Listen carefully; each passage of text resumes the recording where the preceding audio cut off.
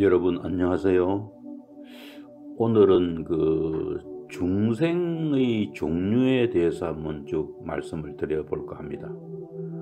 우리가 중생이라 그러면 보통 우리 사람을 중심으로 생각을 하는 경우가 많이 있는데요. 보편적으로 4가지 종류의 중생은 압니다. 이제 알에서 태어난 난생, 그 다음에 사람처럼 대처럼 개처럼 이렇게 태로 태어나는 태생, 그 다음에 좀 축축하고 습기가 있으면 생기는 습생, 그 다음에 누에에서 나비로 변하는 그런 무리들, 화생, 이까지는 우리가 대충 아는데, 이거를 중생에 포함시키는 거에 대해서는 잘 모르는 경우도 있어요. 오늘은 이 4가지뿐만 아니고 유색, 있을 유색, 이게 어떤 행성은 있으되 어떤 무언가를 할 수 없는, 우리 입장에서는, 인간의 입장에서는 아무것도 아닌 것 같은 그런 유색, 고체, 액체, 기체, 지수화풍이죠. 이런 것들, 반딧불, 정료, 이런 것들도 다 유색에 들어간다고. 그 다음에 또 없을무, 색자를 써서 무색의 종류도 있고요. 유상도 있고, 그 다음에 유상이 있으니 또 무상도 있고요. 그 다음에 비유색. 이게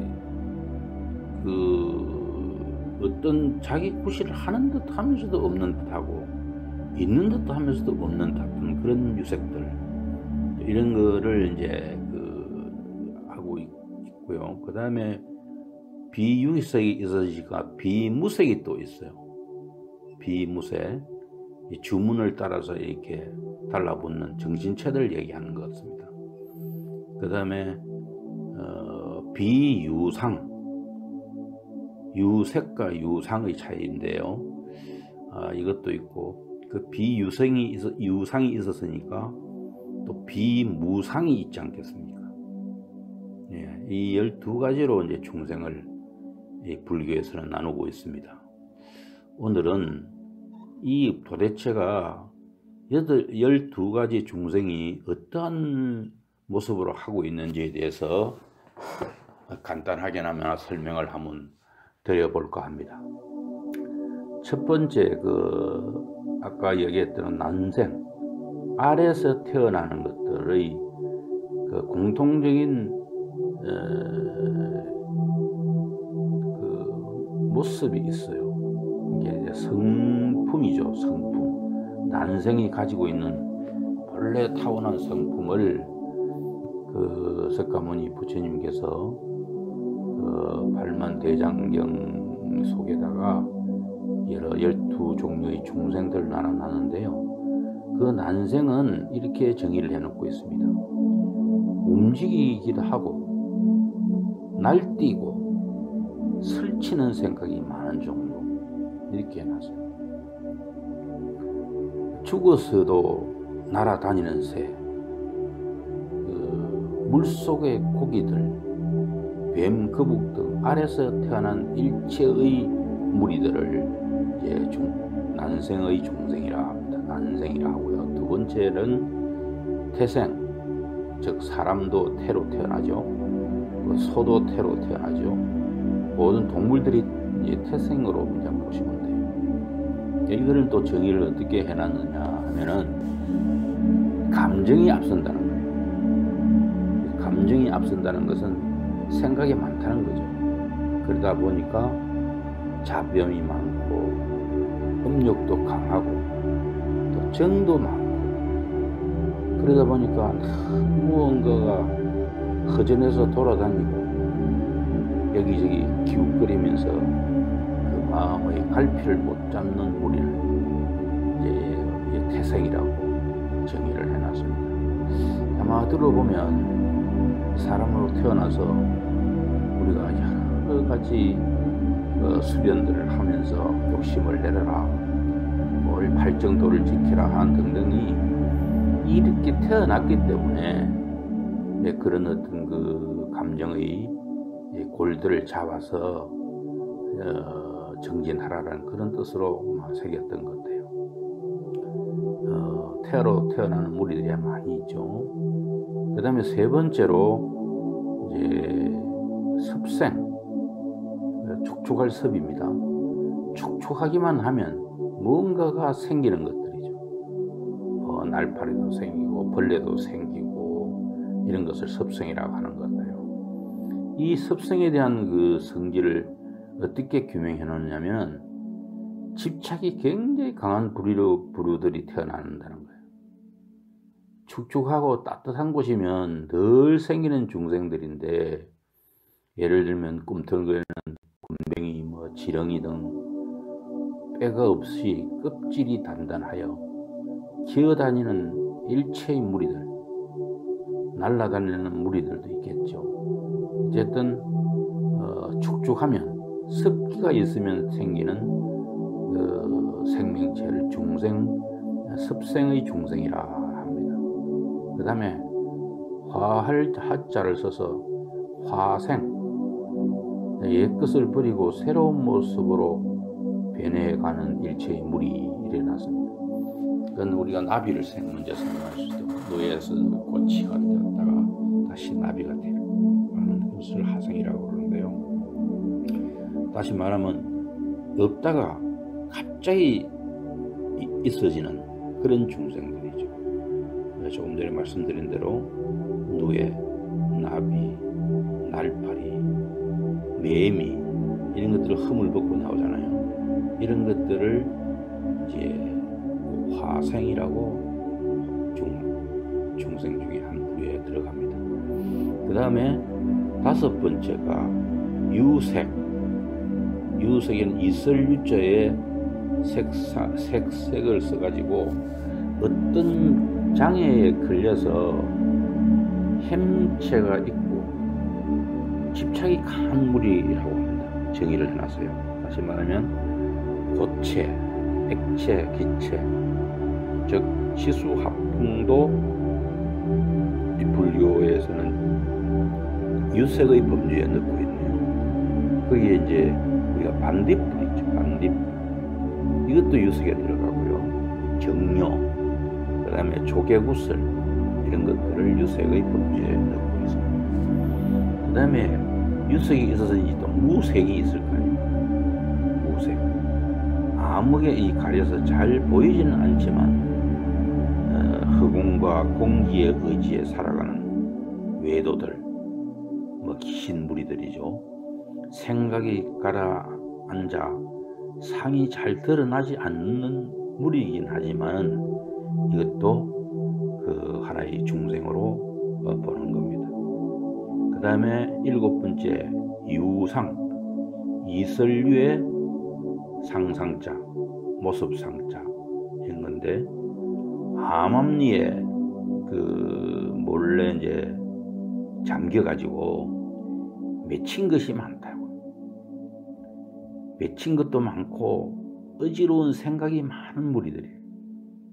이게 우리가 지면은 제사 지낼 때 올리는 위패, 신주, 천하장군, 지하장군, 그 다음에 그 묘 옆에 그 잣나무에 달라붙어 있는 무리들, 우리 눈에는 안 보이지만 이들도 유상으로 해서 하나의 그 중생으로 분류를 해놓고 있음을 볼 수 있습니다. 그 다음에 유상이 있었으니 또 무상이 있을 거 아닙니까? 무상, 없을 무자를 써서 무상이라는 존재가 있는데, 진리라는 것을 모르고 우둔해서 그것 자체로 윤회하는 무리들입니다. 이것들은 주로 이제 오래된 고목이나 바위, 그 다음에 돌, 그게 토목, 금석에 깃들어서 사는 무리라고 해요. 우리가 그것을 봐낼 수가 없는데, 아마 석가모니 부처님께서는 이 고목이나 오래된 바위나 이런 데서 그 무상의 중생 중생들을 보고 있는 것 같습니다. 그 자체로는 윤회하는 무리라고. 그래서 무상이 또 8번째로 되어 있고요. 이제 우리가 예를 들어서 이제 망부석 같은 선적교 대나무들의 이게 붉은색으로 되어 있다. 뭐 이런 것들을 보면은 이런 것이 다 여기에 속한다고 보시면 되겠습니다. 그 다음에 9번째가 비유색인데 이게 안일비, 이설류, 색색자로 써서 비유색에서 자기 구수일을 스스로 못하지만은 늘 다른 것에 의지해서 사는 존재로 규정하고 있는데요. 그래서 주체성이 없고 다른 것에 어울려 살 수밖에 없는 무리들, 팔만호충, 세포, 기생충, 양나무 열매 같은 데 붙어 생기는 모기 등의 무리들, 이런 걸 비유속으로 또 구분을 해 놓고 있습니다. 그 다음에 10번째가 비무색, 왜 비유색이 있었으니까 비무색이 또 있는 것 같습니다. 비무색은 주문을 좋아하는 무리들, 행체가 없이 다니지만 이제 우리 눈에는 안 보인다는 거죠. 주문만 외우면 행세를 하며 달라붙는 정신체들, 우리가 그 점쟁이들 굿하는 데서 이렇게 한 번씩 그 이야기 듣는 것들이 있죠. 뭐 정신체가 나타나서 조상이 나타났든지 이런 어떤 정신체들을 우리가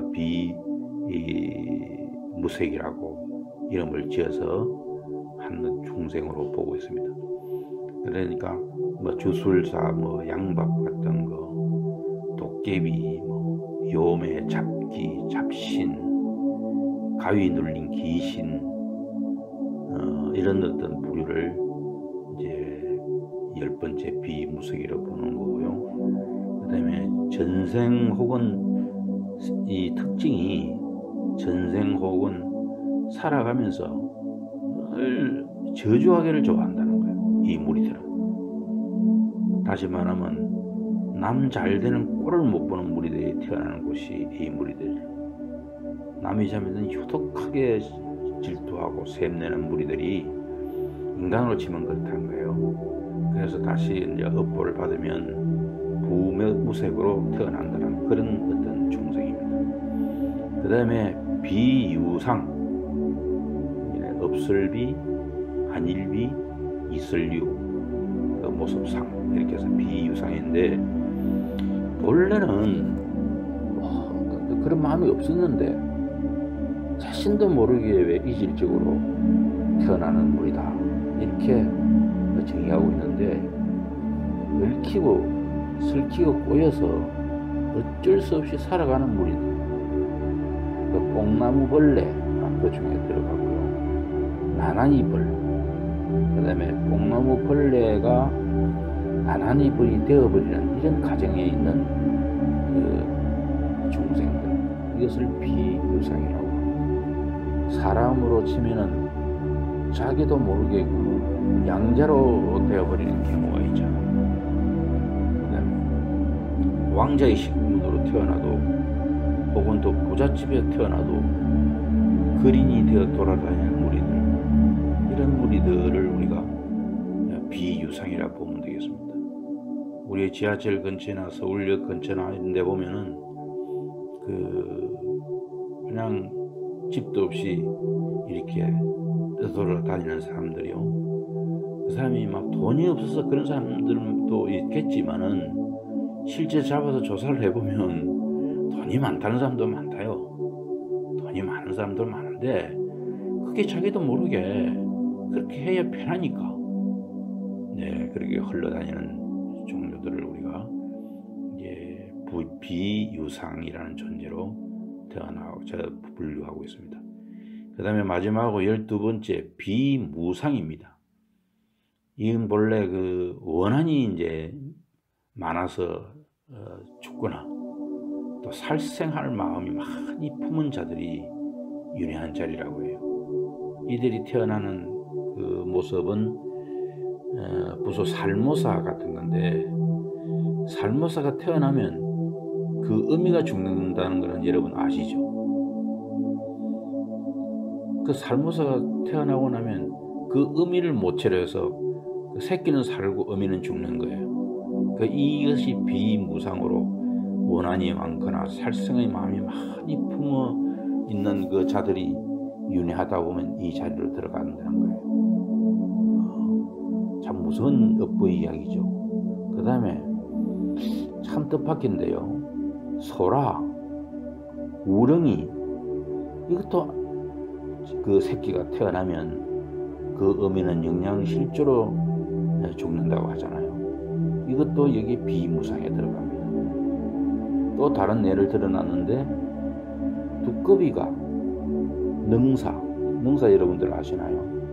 붉은 뱀을 능사라고 해요. 두꺼비가 능사에 잡아먹히고 그 잡아먹은 능사가 거꾸로 이제 죽을 거 아니에요. 다시 죽는데 그 죽은 능사에 그게 붉은 뱀의 마디마디에 두꺼비 새끼가 다시 그 속에서 살아난다. 이게 얼마나 무서운 현상입니까? 아니, 무섭다기보다도 얼마나 이 업보, 이 고리들이 무서운지를 우리가 알아야 돼요. 이제 비무상 상태로 태어난다는 것은 평소에 그 원한을 많이 가지고 있거나 살생의 마음을 많이 품은 자들이 윤회하는 자리라는 거예요. 조금 전에 말씀드린 대로 이제 첫 번째가 12번째 비유상, 그 다음에 비유상, 그 다음에 비무색, 비유색, 무상, 유상, 무색, 유색, 또 화생, 습생, 그 다음에 태생, 난생, 이렇게 해서 12종류의 중생들에 대한 이야기를 오늘 해드렸습니다. 저희가 보기에는 이 정말로 우리가 전생이 있느니 없느니 우리가 마음 공부를 많이 해야 된다는 얘기를 많이 듣는데, 왜 그것을 해야 되는지를 이 중생이 태어나는 자리들을 쳐다보면 과연 그렇구나, 우리는 알 수가 없죠. 우리는 우주를 간주한 적도 없고 그러한 능력도 안 되니까. 그런데 앞서간 능력이 있는 분들이 이것을 다 봐내고 해놨으니까 참으로 그 응보의 사슬이 무섭게 연결되어 있다는 것을 알 수가 있습니다. 또 이제 이 글에서 쳐다보면 석가모니 말씀에 남의 쌀 한 톨을 훔쳐 먹으면은 그 다음 생애에 너의 살점 8건을 떼어지워야 풀린다는 업보에 대한 이야기가 있습니다. 이 정말로 진실로 다가오는 자연계의 여러 중생들이 겪는 윤회의 진면목이 아닐 수가 없습니다. 오늘 우리가 정말 삶과 삼세 인가가 있는지, 우리가 전생도 있고 현생도 있고 후생도 있는 건지에 대한 궁금증도 풀 겸 우리가 어떠한 자세로 살면 어떠한 모습으로 다시 태어나는가를 밝혀주는 그 12중생에 대한 그 모습들을 오늘 열심히 말씀드려보았습니다. 그렇지만 정말로 이렇게까지 어떻게 분리를 해나왔을까? 아무리 열심히 살아도 인간으로 태어나는 이상 더 욕심도 부리고 남의 것도 탓하고 업력도 생기고 또 나쁜 짓들도 하고 도둑질도 하는데, 우리가 진정 이 12중생의 정보의 자리로 명확하게 알고만 있다면 오늘 우리가 살고 있는 이 삶을 어떻게 살아야 할지에 대한 어떤 각오 같은 게 생기지 않나 해서 오늘 12가지 중생대에 대한 이야기를 올려드렸습니다. 좋은 하루 되세요. 감사합니다.